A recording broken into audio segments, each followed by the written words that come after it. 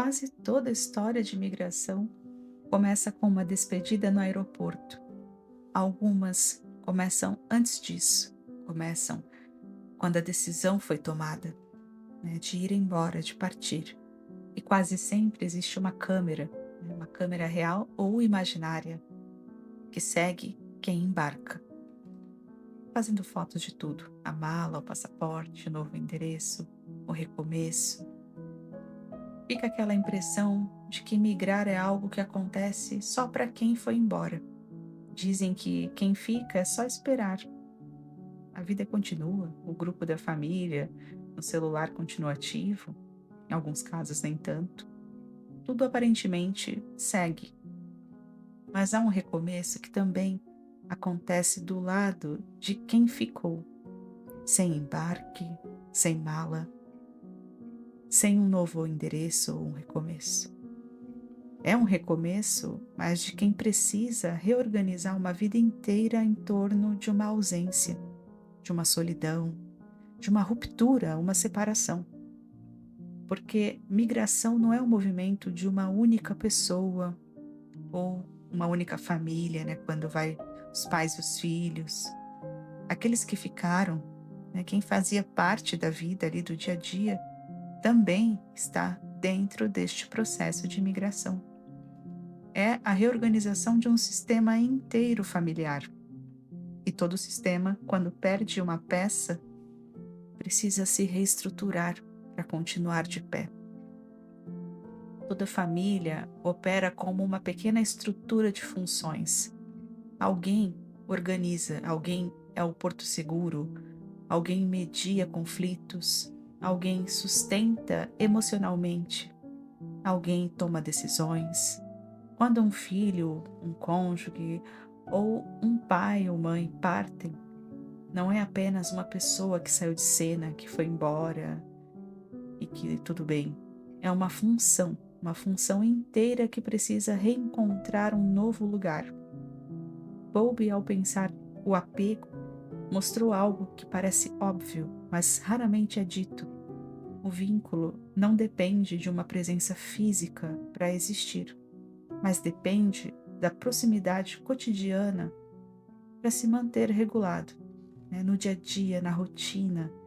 Quando essa proximidade se rompe, o vínculo não desaparece, mas o corpo e a rotina precisam aprender à força a sustentar este afeto sem contato direto.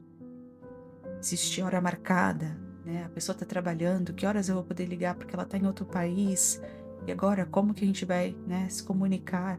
Existe um intervalo, uma ruptura. E há nesse processo algo muito próximo de um luto, mesmo sem existir morte. Freud descreveu o luto como um trabalho psíquico de reconhecer aos poucos que algo que ocupava um certo lugar na vida cotidiana da pessoa não ocupa mais, né? Algo se foi. A diferença é que na migração, esse trabalho precisa acontecer sem que ninguém tenha efetivamente morrido, o que torna a dor mais difícil de nomear e mais difícil ainda de ser validada pelos outros.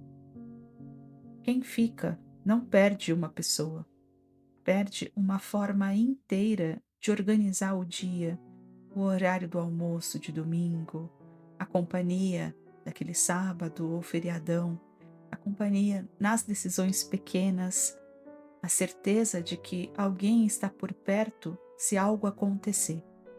Então a gente cresce ouvindo que migrar é sempre motivo de orgulho, comemoração. Olha, fulano foi estudar fora, foi morar fora. De fato, né, é uma coisa muito boa a pessoa que consegue ter a coragem de fazer esse movimento de travessia, mas ninguém costuma contar com a outra parte. Como é para quem fica? Né? O que que essa pessoa está sentindo? Então, assim, que solidão que ela tem que lidar agora sem um dos filhos, ou sem os filhos, ou sem o pai, sem a mãe. Tem mãe que sente uma tristeza enorme e no mesmo instante sente culpa por estar triste. Ah, não, devia estar comemorando pelo meu filho, ele está bem lá, ele está conquistando a vida dele.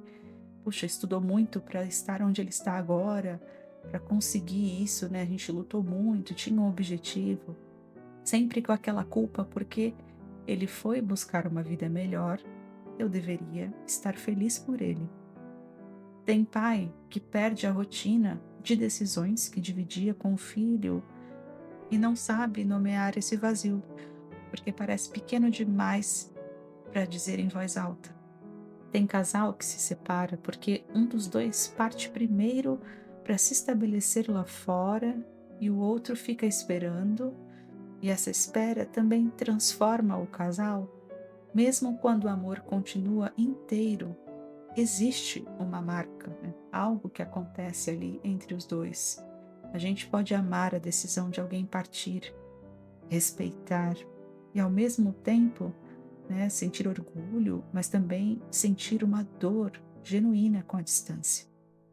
E essas duas coisas não cancelam uma a outra, né? Sentir falta da pessoa não é uma ingratidão, não é inveja porque o outro foi embora, você está com inveja, nada disso. Sentir-se sozinho é algo legítimo, não é uma fraqueza. E ninguém deveria precisar esconder o que sente só porque do lado de fora a história parece ter o final feliz. Poxa, mas tá tudo bem lá, por que você tá assim? Enquanto quem parte enfrenta um recomeço visível, né? Ter que integrar a nova língua, novos costumes, um novo trabalho, nova cultura. Quem fica enfrenta outro recomeço. É um recomeço discreto, né? É um recomeço sem uma presença que significava amparo, continuidade, né? Continuidade é aquilo que segue na minha vida, aquilo que não acaba, que não tem ruptura, eu não tenho surpresas. Eu sei que eu me sinto segura porque tenho aquilo todos os dias. Quando isso se rompe, tem uma consequência. Quase invisível para quem está de fora, mas essa pessoa que ficou, ela tem que reorganizar papéis, redistribuir tarefas, aprender a se comunicar por chamada de vídeo, telefonemas, né? Sustentar uma relação à distância, uma relação que muda, né, na forma da comunicação, na forma do contato, do vínculo, mas sem deixar de existir. É uma relação que segue, que continua, só que de uma forma muito diferente. É impossível que a pessoa não sinta esse impacto.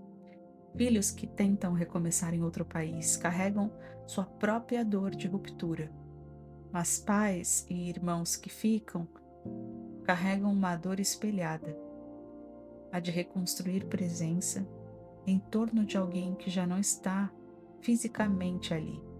Nenhuma das duas dores anula a outra, fazem parte da mesma equação. E é por isso que pensar em cuidado migratório apenas para quem foi embora é pensar pela metade da história, porque existe um sistema muito amplo que envolve esse processo migratório.